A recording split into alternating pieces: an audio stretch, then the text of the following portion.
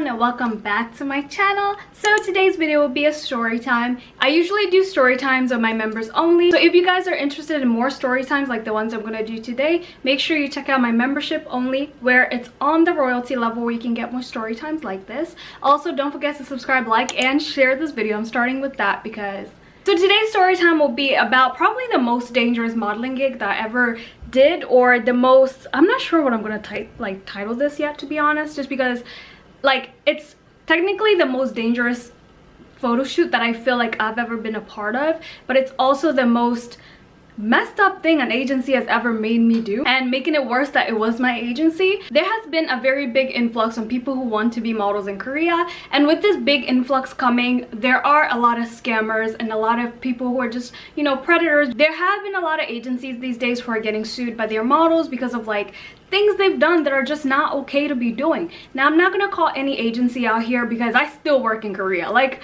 I don't want no problem, no problems. I don't want no problems. So if you are trying to come to Korea as a model, I do have a series where I've talked about modeling, the E6 visa, things to watch out for if you are trying to come to Korea to model. But today I will tell you guys a personal story that I experienced. Now, some people might hear this story and be like, it's not really a big deal, but now as like a grown adult, I was still an adult back then, but I feel like before you hit a certain age, you're not really an adult. Like, your brain is not even fully developed. So I was still a child back then. I still see myself as a child because I was very much not mature and I was not really, you know, mentally that developed. So I used to be with this agency, like my first ever agency when I came to Korea, and you know, I thought they were great at first. I was like, oh my god, this agency is great, she's trying to help me. And like, if you see her, you'd be like, oh my gosh, she's so innocent, oh my gosh, she's so nice. I joined her agency, and before, like back then, I was not really known in Korea. Like, I had just come, maybe like I was in Korea for like 2 months, and obviously when you're a new model, you need to build your portfolio, especially in the specific country you are in. Now, I was getting work because back then it was only like 3 black models. So my agency was like, you know what, girl, I got you. Like, I'll set you up with this shoot. Most of my models have done this shoot and I think it will be a great fit for you. So I'm like, oh great, because as I said, I thought this lady was looking out for me because I was her model and she was benefiting having me in her agency. Little scammer. Anyways, so I was like, okay, great, like what's this photo shoot? And she basically tells me that she's friends with this photographer, and he basically does this like photography club thing where he brings a lot of photographers together and they get to work with one model, and one model was provided by this lady's agency. Let's call her scam agency. This photographer knew scam agency, so scam agency would set a lot of models with this photographer and send them to this photographer. So I was like, well, clearly she knows him personally, so obviously it's gonna be a safe job. Like, there's no reason to think it wouldn't be a safe job. So she tells me this photo shoot would have, I think it was 4 or 5 photographers, I don't remember. Some things in my memory, I just try to erase the memory as fast as possible, but I think it was like 4 or 5 photographers. So she was like, it's gonna be 4 or 5 photographers, and they'll basically be taking pictures of you, and you just have to change your outfit 3 times, something casual, something more like nicer. Was it 3 times or 2 times that I changed my outfit? Actually, I think I only changed my outfit 2 times, so let's say 2 times. You only have to change your outfit 2 times, and like, that's basically it. And I was like, sounds easy enough. And this was a paid job because, as I said, I don't do free work. The day of the shoot comes, I have my little suitcase, I have all my clothes in there. I go to the studio, which was in the freaking boonies. Let me start by saying that. Like, I remember going to the studio and being like, it's low-key shady, high-key shady as in here. But, you know, as I said, my agent knows this photographer, so I was like, it's all good, it's all peaceful out here. She knows it's a little weird out here, and she's still sending girls out here, so it's fine. I go to the studio, and as soon as I enter, it's like everybody in there was middle-aged. I would say like everybody there was 50 plus. I do not think anybody who was there except me was under the age of 50. They were all old, which is, you know, there's nothing wrong with being old, but you should have given me a heads up, because I was thinking it would be more like, you know, kids learning, not kids, but like maybe like, you know, young adults trying to learn photography, but it was like older guys. So I was like, you know what, I ain't gonna judge, like maybe they even have more experience than I'm thinking they do. So I changed into my first outfit, which was like jeans and a white t-shirt, so it was very plain.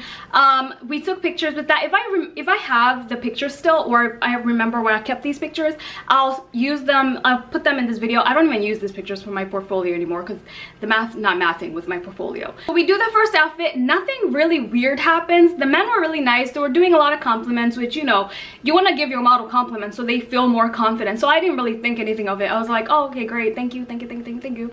And then I went to my second outfit. My second outfit was a little bit more nicer. I will call it nicer. Some people say it's sexy. I don't, to each their own. It was basically a black sheer top and a pink skirt that I used to love this skirt, bro. I used to love this skirt.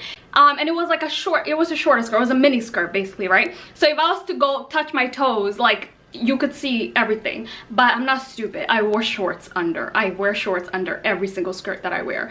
But I had shorts, but still, the point is, if I bend, you can still like see up my skirt. When I changed and I came out of the changing room, like their reactions were like you've never seen a woman before in your life, which again, photographers will hype you up. It's okay to hype people up. So I was like, oh, thank you, thank you, thank you, you know, trying to hype me up. So we start shooting again, and I noticed that if I did certain poses certain ways, like you could see my booty basically, like, and I was like, no, this is not happening. So I told the photographers, please do not come behind me when you're taking pictures, because this skirt is very short, right? I warned them. I was like, do not come behind me. I don't want any pictures from behind. They all have to be front pictures, right? I started noticing this one photographer kept trying to come behind me. Like, if this is the back of me, he would kind of like start come to the side of me and like shift his camera a little bit to my back. And I'm like, bro, excuse me, I said nobody should be behind me. And he was like, oh, I'm sorry, I'm sorry, I'm sorry, I'm just trying to get different angles. And I'm just sitting there like, haha, it's okay. In my head being like, what the heck is wrong with this man? Like, are you okay? He did this multiple times. And they also kept trying to make me do suggestive poses. If you guys don't know, I'm not really one to do suggestive poses. It's not in me to be sexy online. Like, if you guys have seen my Instagram, I don't even have a picture of me in a bikini, in underwear. I don't do none of those shoots. If you guys didn't know, I don't do none of those shoots. Somebody's like, we have a bikini show. I'm like, I don't do none of those shoots. Don't call me for that.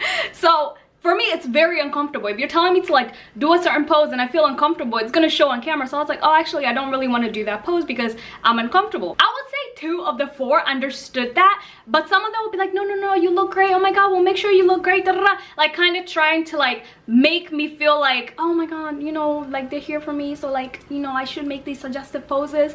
And I was like, no, I'm not doing it. I don't want to do it. So there's this one pose that I had to do where it was like on the couch and my legs were up. And obviously, if you're on a couch and your legs are up, anybody who's in front of you can see through your skirt because it's a skirt. Mind you, I still have shorts on, but it's still a skirt, all right? So I was like, before I put my legs up, I was like, please do not come to this side of my legs. Like, do not take any pictures from this side because my legs are literally, you know, you can see under my skirt. I thought we were all okay with it until I started seeing the same photographer trying to shimmy his way over to my legs. And I'm like, bro, I can see you. See me, see you. Like, we all see you. See me, see you. Like, what are you doing? What is this? I put my legs down and I'm like, can you please not take, and I'm being nice about it because I ain't gonna lie, there's a lot of dudes up in here. I ain't trying to be like, you know, mean and somebody starts barking at me or something like that. So I was like, can you please, like, you know, not come to that side because my legs, you can see everything under my skirt. And he's like, okay, okay. And mind you, this is the same guy who was doing like all the weird stuff before. So I'm like, oh my God, okay. Anyways, the shoot ends and we had like, I don't think the shoot had ended. We actually had a little break where we had coffee and I got a chance to like talk to them. There was no other area to sit. It was just like this big table, so I kind of had to sit there with them. And when I'm talking to them, I'm like texting my man at the time. At the time I had a boyfriend. I'm texting him and I'm like, they're kind of being weird. Like, this is so odd. Like, I don't know why they're trying to make me do suggestive poses. And my man at the time knew I was not that type of person to be like, you know, legs apart, like, you know, biting my lip type of poses. I don't do none of that. And he's like, well, you know, your agency knows them, so maybe they're not trying to, like, you know, make you do suggestive poses, like thinking that it's gonna be uncomfortable. Maybe they just thought you would be comfortable with it. And I'm like, no, I don't think that's the case because I said I'm not comfortable with it and this guy is still trying to take pictures from between my legs. Like, what is you doing, right? So my man is like, your agency knows this man, so there's no way she would put you in like a situation where it's unsafe. And I'm also like, you know what, scam agency knows this man, like there's no way they will put me in an unsafe situation, blase blase, right?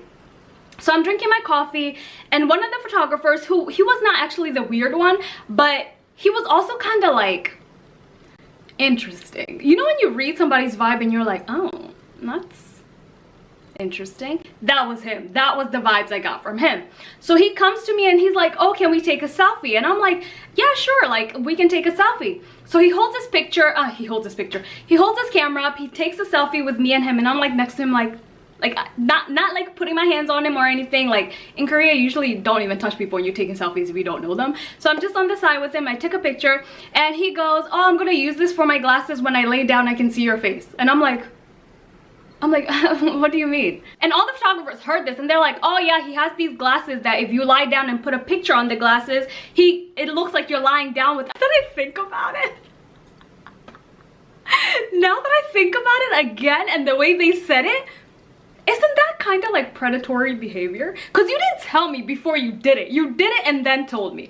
But at that moment, I was so uncomfortable. Guys, I can't tell you how uncomfortable I was. Now, I was so uncomfortable to the point I couldn't say anything. I was frozen. And so I'm pretty sure somebody was like, you should have said no. You should have told him no. Listen, all these people know each other. I don't know none of these people. These are all the people I just met today. I don't know none of them. So I was not about to be like, no, delete it. Like, no, I'm trying to go home safe. So I was like, ha ha ha, ha ha.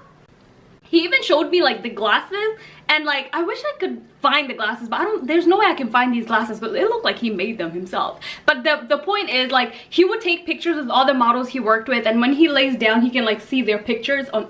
Listen, the more I'm talking about it, the more weirder it sounds, and the more annoyed I'm getting actually that I let this pass. But anyways, so I just kind of laughed it off and I was like, oh, that's really freaking weird. Anyways, the shoot ends and I was like, ah, bye. And bro, I zoomed out of there so quick. I was like, zoom, zoom, zoom, I'm out. And I remember that day I was gonna meet my man and we are gonna have dinner together. So I meet him and I'm talking to him and I'm like, yeah, so that happened, the whole picture thing. And he's like, who does that? And I'm like, yeah, I know, like, who does that? And he's like, maybe you should tell scam agency about it. Now, to be honest, 100%, I don't remember if I told scam agency about it, because back then I really, really liked her. I thought she was such a nice person. So like, part of me feels like I didn't tell her because I didn't want to make her feel like I was being ungrateful. But part of me also feels like I told her and she was like, oh, I'll tell the main photographer that she knew. Because knowing scam agency, she probably was like, oh, I'll tell the guy that I know, and probably never told him. But I'm not sure. So I'm not going to sit here and lie and be like, I definitely told her.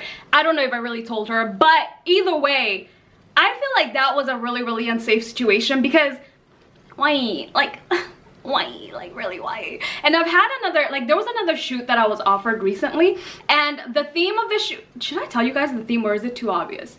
Back then, I feel like that agent, scam agency, did not give a crap about her models. Like, even to this day, I feel like she doesn't care about her models. Like, she's more, you know, money mentality, like money, money, money, money, money. But the agency I'm with right now, first of all, my agency manager is a really close friend, so I don't think she would ever put me in an unsafe situation. And that's why it's really, really important. If you're coming to Korea on an E6 visa, you need to make sure the person you're signing with will put your safety first, not money first. Because a lot of agency out here, I would say 90% of the agencies out here will put money first before they put you and your health first. So much so that there is an agency right now who is running with models' money and they're not paying their models. They're just ghosting their model. It's not what it seems to be. There's a lot of hype with modeling in Korea, but there's a lot of unsafety. Like, there's so many rules that are not regulated. Like, I wish immigration would like regulate this visa a little bit more, because it's so not regulated. And that's why so many people are unsafe in this, you know, entertainment industry in Korea.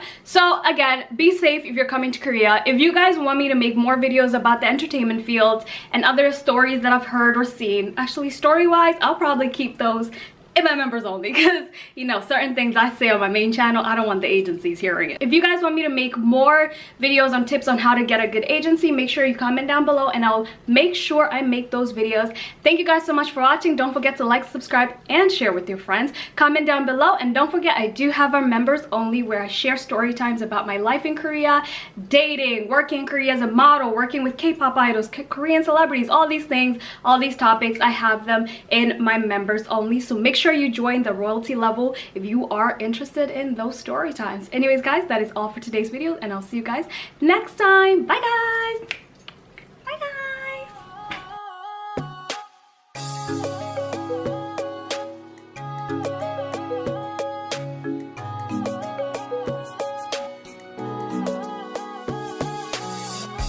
Je, wasikia ninapokuombe.